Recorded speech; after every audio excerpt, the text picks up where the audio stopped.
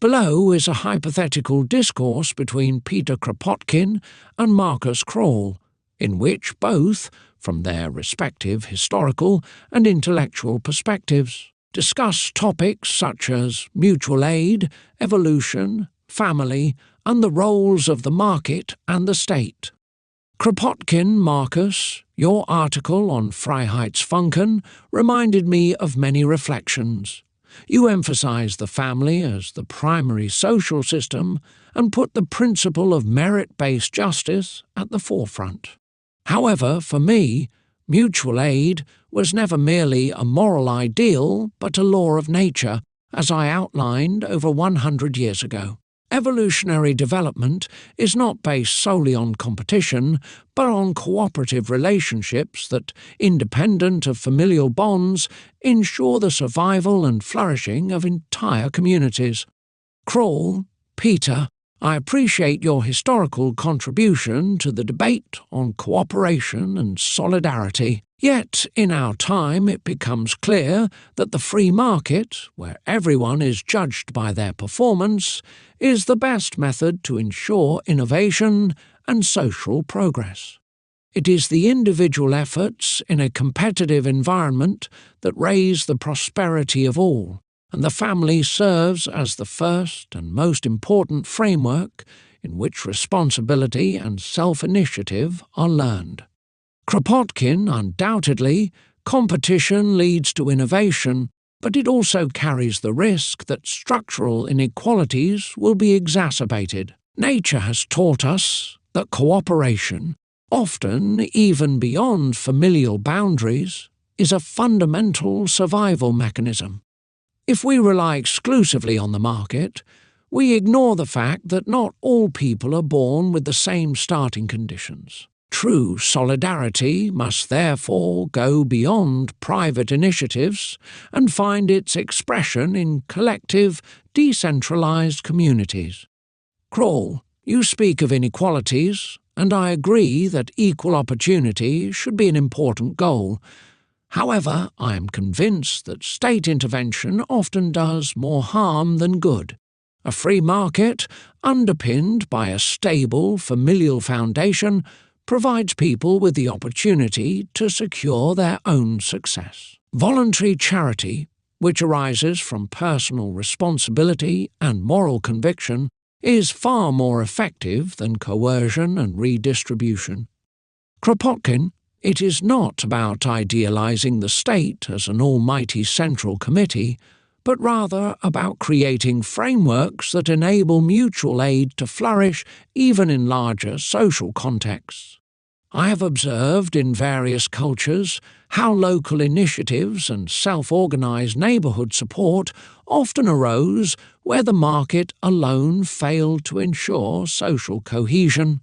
The idea that competition automatically produces justice is, in my view, too narrowly defined.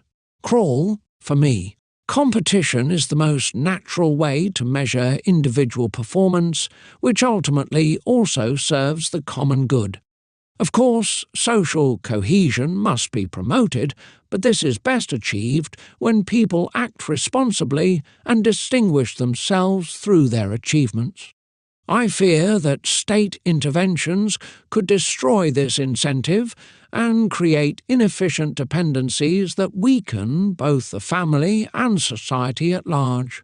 Kropotkin, but look at it this way, the freedom of the individual only unfolds in an environment where solidarity and mutual support truly thrive. The family can, as you say, be a place of primary socialization, but it is not always sufficient to meet all the challenges of modern society. It is precisely here that the principle of mutual aid comes into play, one that goes beyond mere economic transactions and recognizes human beings as social, cooperative creatures. Krall, perhaps our discourse lies precisely in this tension. You advocate for an expanded understanding of solidarity that goes beyond institutional frameworks, while I adhere to market mechanisms based on individual performance. Both approaches, aim to enable people to live free and responsible lives. They only differ in how they define justice and efficiency. Kropotkin, exactly. Markus.